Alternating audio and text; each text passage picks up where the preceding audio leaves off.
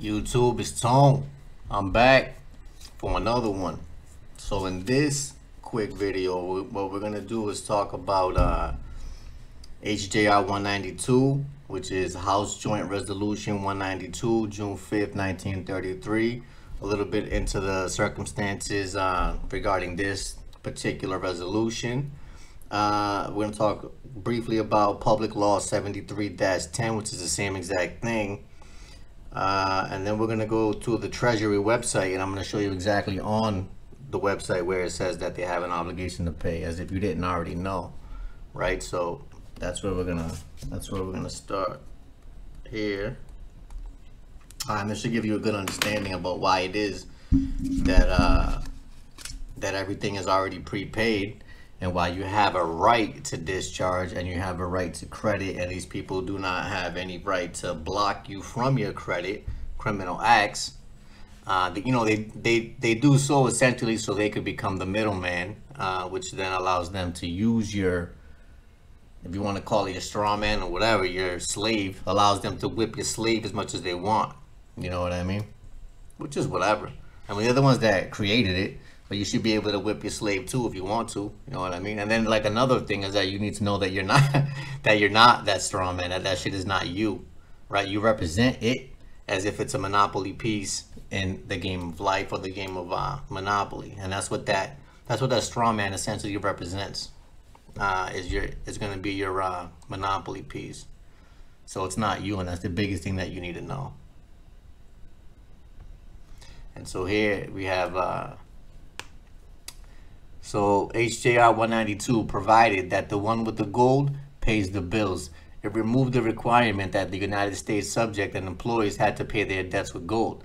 It actually prohibited the inclusion of a clause in all subsequent contracts that would require payments in gold. It is also canceled the clause in every contract written prior to June 5th, 1933 that required an obligation to be paid in gold retroactively. It provided that the United States subjects and employees could use any type of coin and currency to discharge a public debt as long as it was in the normal course of business in the United States. For a time, United States notes were the currency used to discharge debts, but later the Federal Reserve and the United States provided a new medium of exchange through paper notes, which represented the gold, and debt instruments that could be passed on to a debtor's creditors to discharge the debtor's debt. The same currency is available to us to use to discharge public debts as well. And so, you know, they have no more right to issue currency than we do. We actually have more authority than these people do, seeing as how we were born here. We have a birthright to all of this. These people are just trying to get in the way. And I'm sure they're going to try to find a way in the future to try to make it seem like whatever benefits that they give us is coming from them. How is that when you don't produce anything? That shit is bullshit. You guys need to wake up. Really need to wake up. So then here we have, so this is regarding your UCC1 filing that I think everybody should go ahead and do. And so this is going to give you a priority lien on your strawman or your slave, your all capital letter name. Once you do the UCC1, after doing a UCC11, you're going to go ahead and place a lien on that individual, if you want to call it that, because that's essentially a corporation is what it is. Because you have more of a right to it, seeing as how you're the one that's been funding all the activities, and you're the one that's been moving that piece around. I mean, what have these people done with it? Nothing, other than whip your slave for free. So the owner of the thing, after learning the law and discovering who he is in relation to the United States, can file a UCC1 financing statement and security agreement registering his interest in the artificial entity, which is the person, the all capital letter name person, which is a corporation the United States created after mom applied for a birth certificate. That was the act of registering her biological property, her baby, the substance, with the state of whatever state that you were born in. The United States holds the paper title, not the substance, the baby. Until your financing statement is filed, the United States is the holder of the title of the artificial entity. Its name is spelled in all capital letter name. John Henry Doe. Here you see it in all caps. When John Henry Doe files the financing statement supported by a security agreement signed by the artificial entity and the owner, John, he becomes the holder in due course of the title to John. The UCC and the state commercial law are very specific about the effects of a registered security interest. It has priority over most other interests only claimed in the same thing. The evidence that is missing in the court is the registered claim over the person. So you need, after you file your UCC1, you need to put everybody on notice as well and let them know that any claims subsequent to yours or that come after yours are going to be secondary, and you hold the priority interest and the priority lien on the title. And I mean, basically, it's the title here in question. And keep in mind that every time you go into court and you're arguing on behalf of a fictional character, they're looking at you like you're an asshole because you are, because that's not you. And all that they're really talking about is that all capital letter name. And essentially what they're trying to do is put a lien on it to be able to access your trust estate, to be able to suck funds out of it for free to fund whatever nonsense that they have going on. So, you know, and then so that makes it kind of weird, because then when you go in there, you're gonna have to represent that piece of paper and speak on it in the third person.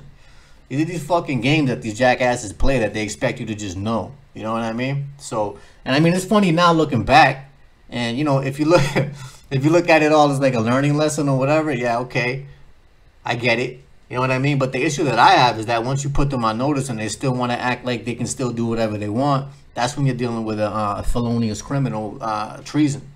That's what they right there is: treason, breach of peace, and breach of trust, felonies.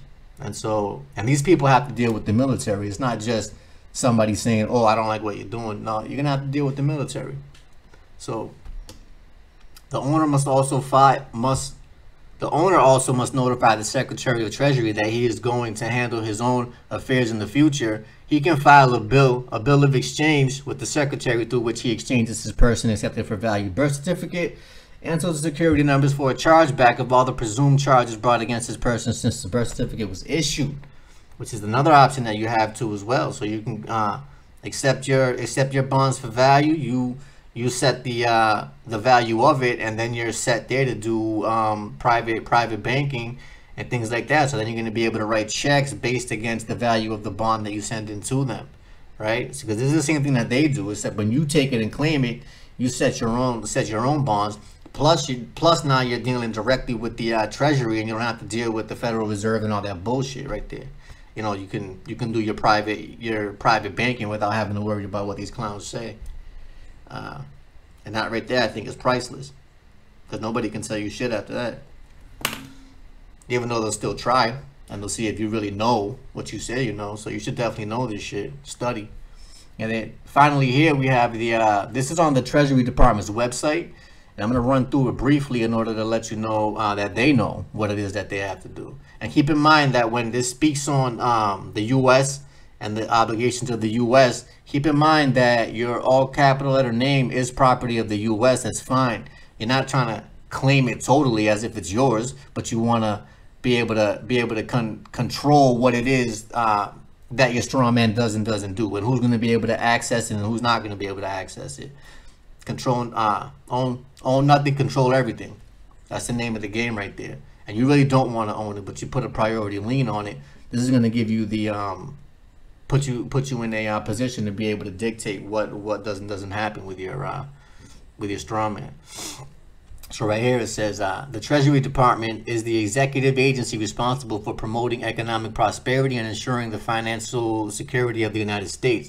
The department is responsible for a wide range of activities such as advising the president on economic and financial issues, encouraging sustainable economic growth, and fostering improved governance in financial institutions. The Department of the Treasury operates and maintains systems that are critical to the nation's financial infrastructure, such as the production of coin and currency, the disbursement of payments to the American public, revenue collection, and the borrowing of funds necessary to fund the federal government.